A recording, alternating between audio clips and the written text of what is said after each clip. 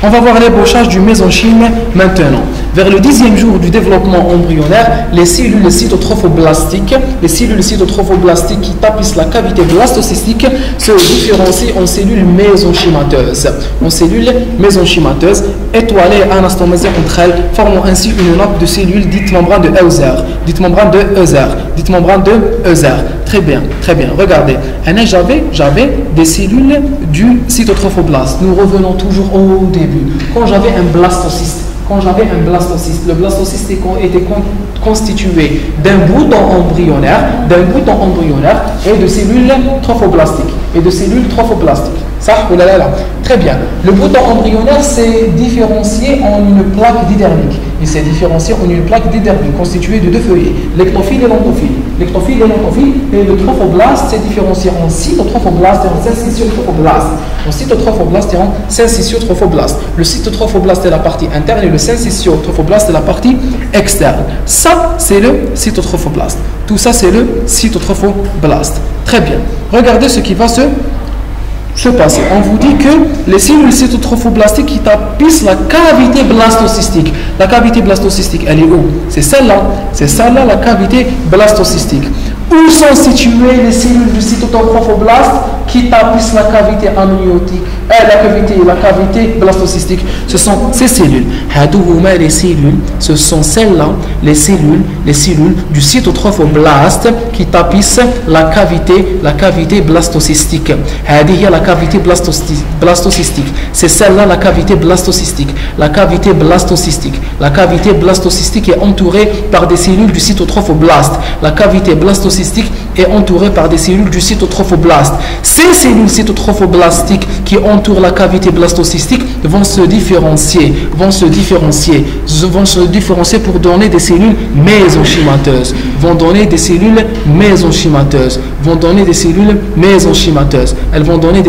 mésenchymateuses. Très bien. Elles sont étoilées dans leur forme et anastomosées entre elles, formant une nappe de cellules dite membrane de Hauser. Voici la membrane de Hauser. La membrane de Hauser, elle tapisse la cavité blastocystique. La membrane de Hauser est en train de tapisser la cavité blastocystique. La membrane de Hauser est en train de tapisser la cavité blastocystique. La membrane de Hauser est en train de tapisser la cavité blastocystique et j'ai une constitution du mésenchyme.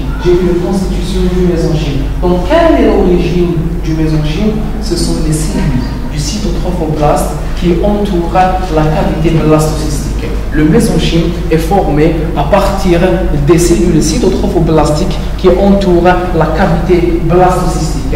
Les cellules mésenchymateuses, le mésenchyme a comme origine les cellules cytotrophoblastiques qui entourent la cavité blastocystique. Très bien. La membrane de Hauser, c'est la partie la plus externe, la partie qui tapisse directement la cavité blastocystique. Au 13e jour de la grossesse, le mésenchyme prolifère et s'insinue entre les amnioblastes et le cytotrophoblast. Au 13e jour de la grossesse, le mésenchyme va proliférer et s'insinuer entre les amnioblastes et le cytotrophoblast. Les amnioblastes, ce sont les cellules cytotrophoblastiques qui sont directement en contact avec la cavité amniotique.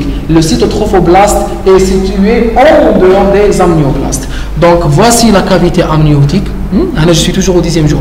Voici la cavité amniotique. Voici les amnioblastes. Voici la cavité amniotique. Voici les amnioblastes. D'accord? Ça, c'est le cytotrophoblast. C'est le cytotrophoblast qui ne s'est pas encore différencié. Ça a eu deux différenciations. J'ai eu une différenciation de cellules cytotrophoblastiques en amnioblastes. J'ai eu une différenciation de cellules cytotrophoblastiques en amnioblastes. Et j'ai eu une autre différenciation de cellules cytotrophoblastiques en cellules mésenchymateuses. Donc, j'ai deux différenciations de cellules cytotrophoblastiques. La première différenciation différenciation, c'est la différenciation des cellules cytotrophoblastiques qui sont directement en relation avec la cavité amniotique. Ces cellules-là se transforment en amnioblastes. La deuxième différenciation concerne les cellules cytotrophoblastiques qui sont directement en contact avec la cavité blastocystique. Ces cellules-là vont se transformer en cellules mésenchymateuses. Donc ce sont des cellules cytotrophoblastiques qui donnent naissance aux cellules mésenchymateuses. Ce sont des cellules cytotrophoblastiques qui donnent naissance aux amnioblastes. J'ai eu deux types de différenciation et je garde en périphérie du cytotrophoblast. Je garde en périphérie du cytotrophoblast. Donc, il y a des cellules de cytotrophoblast qui sont en contact avec les amnioblastes. Qu'est-ce qui va se passer à partir du 13e jour? Les cellules mésenchymateuses vont proliférer et vont séparer les amnioblastes du cytotrophoblast. Elles vont séparer les amnioblastes du cytotrophoblast. Donc les cellules mésenchymateuses vont proliférer et se mettre entre les amnioblastes et le cytotrophoblast, et j'aurai cette forme du mésenchyme qui sépare le cytotrophoblast et les amnioblastes,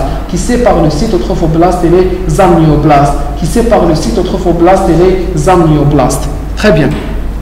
C'était l'ébauchage du mésenchyme qui prend fin à peu près vers le 13e jour du développement embryonnaire, où j'ai cette fameuse membrane de Hauser et où j'ai des cellules mésenchymateuses qui se sont incarcérées entre les amnioblastes et le cytotrophoblast.